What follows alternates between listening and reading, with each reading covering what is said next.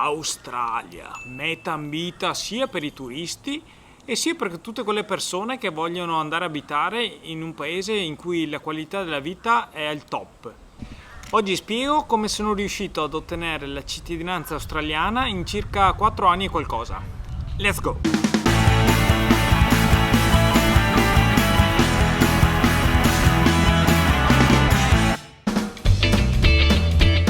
Tutto inizia nel 2009, quando ero a Padova e stavo lavorando come programmatore in un'azienda software. Avevo già mezza idea di fare un'esperienza all'estero in un paese in cui la qualità di vita è migliore dell'Italia. Valutando i vari paesi ho detto, andiamo in un paese dove parlano inglese perché è la lingua più facile da imparare.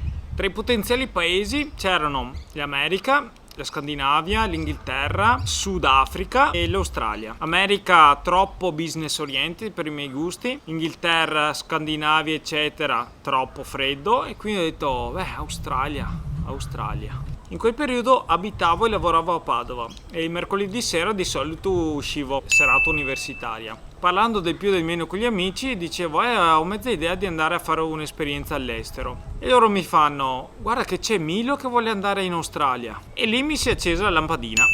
Ho detto sentiamo Milo, vediamo che piani ha per andare in Australia.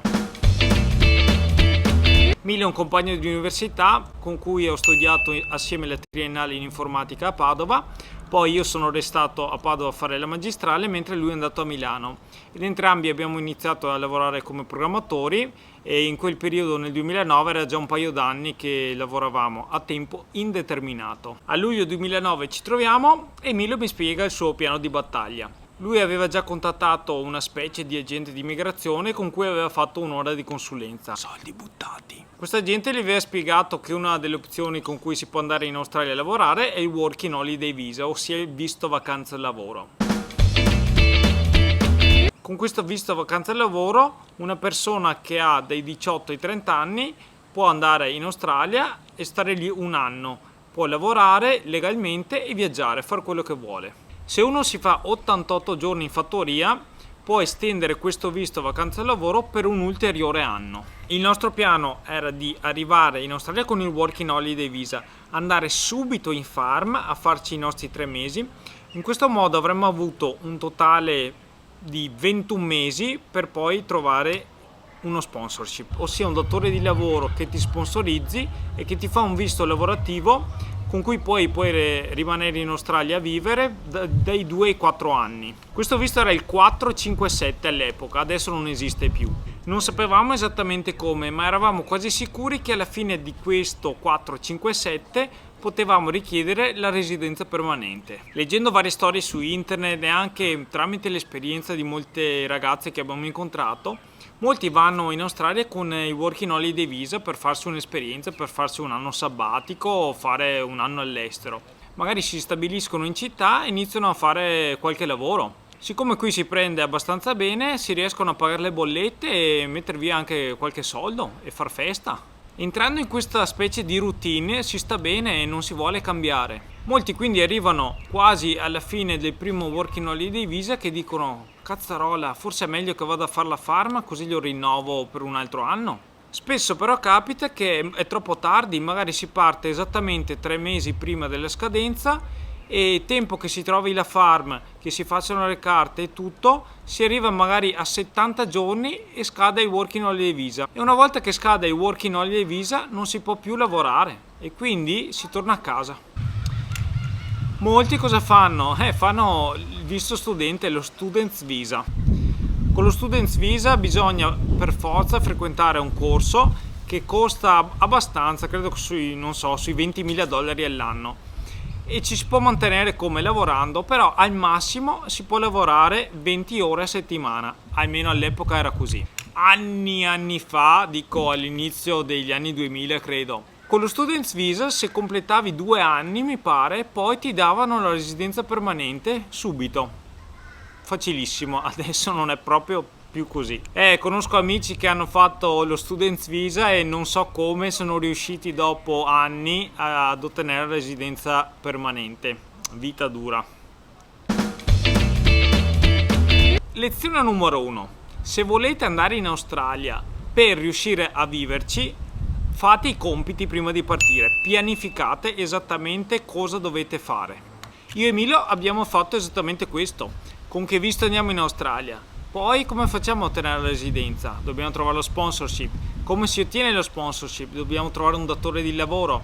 Ma è così facile trovare un datore di lavoro? Perché non è facile trovare uno sponsorship? Perché bisogna avere un lavoro che sia tra i qualificati. Nel nostro caso, da informatici, il nostro lavoro era tra quelli richiesti dal governo. Quindi è da valutare in Italia se vale la pena ottenere una qualifica che poi qui in Australia ti permette di applicare per un visto che ti dia la residenza permanente. Diciamo che qui in Australia hanno bisogno di gente qualificata che abbia una laurea o tanti anni di esperienza. Per farvi capire il livello di nerd informatico a cui eravamo, abbiamo fatto tradurre addirittura i documenti di laurea, degli esami eccetera, in prospettiva di ottenere il visto. Avevamo scoperto che un altro requisito per ottenere la sponsorizzazione è fare l'esame di inglese. Quindi abbiamo pagato per fare l'IELTS, ossia il test di inglese richiesto dal governo australiano, prima di andare in Australia.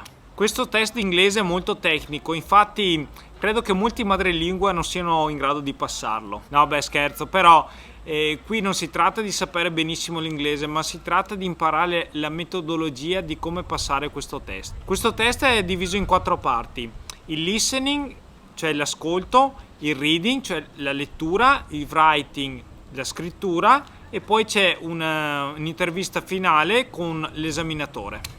Abbiamo fatto questo test a Padova e abbiamo preso credo 5. Uno potrebbe domandarsi, ma è meglio andare in coppia o da soli in Australia? Tra me e Emilio è andata benissimo perché avevamo questo accordo in cui ci siamo detti: restiamo assieme, lavoriamo e facciamo tutto finché otteniamo la residenza permanente.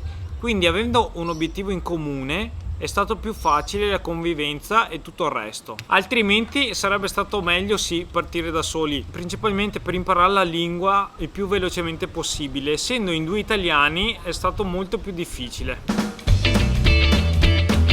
Vabbè, durante l'estate si cerca in internet informazioni sull'Australia, si leggono i vari blog di persone che erano già qui. All'epoca YouTube non era ancora così diffuso e non c'erano molti vlogger che raccontavano la loro esperienza. Uno dei blog fatti meglio è yepayepa.net. Questo blog era scritto da Lucio, un veronese. Io gli scrivo per avere qualche dritta e qualche informazione sull'Australia e scopro che praticamente lui era in vacanza in Italia. Botta di culo, quindi prendo e vado in provincia di Verona, io sono di Vicenza e mi trovo con Lucio. Facciamo 4 chiacchiere e lui mi dà 4 dritte su come girare in Australia. Dopo quel primo incontro ero super pompato. Poi non ricordo se era settembre o ottobre, sono andato dal mio datore di lavoro all'epoca e ho detto: guarda Andrea, fra un paio di mesi ho deciso che voglio andare a fare un'esperienza all'estero e quindi basta, smetterò di lavorare qui. Secondo me bisogna sempre essere corretti rispetto ai propri datori di lavoro, essere trasparenti, non aspettare l'ultimo minuto e dire fra un mese parto e me ne vado e lasciarli con le braghe in tela, come si dice. Beh, poi è figo perché quando dice agli amici parto fra 3 mesi, vado in Australia, sul serio? E tutti che fanno domande: ma sul serio lasci un lavoro a tempo indeterminato per andare in Australia all'avventura, e lì come fai a trovare lavoro e la casa e farti da mangiare e tutto il resto? Beh, se fosse per me, se fossi il ministro dell'istruzione, imporrei che uno non può diplomarsi alle superiori se prima non ha fatto almeno 6 mesi da solo all'estero. Così ci si fa le ossa, si impara ad arrangiarsi, si impara a fare la lavatrice, a cucinare e a risolvere problemi che di solito fanno i genitori. E papà e mamma come l'hanno presa? Beh, essendomi preso per tempo, li avevo avvisati parecchi mesi prima della partenza. Mia mamma, essendo una persona che è immigrata dall'Italia da un altro paese, ha compreso benissimo la mia scelta e è stata più che contenta che lo facessi. Anzi, mia mamma spesso ha dovuto litigare con le sue amiche perché dicevano: ma come, ma lo lasci andare via da solo e voi restate a casa e poi cosa può succedere? E mia mamma ha detto si arrangia, guarda, anzi meglio che vada via. Mio papà, classico veneto, non è, all'inizio era un po' titubante, ma poi volendomi bene mi ha lasciato andare. Più che altro, Nico, quanti fratelli hai? Sono figlio unico.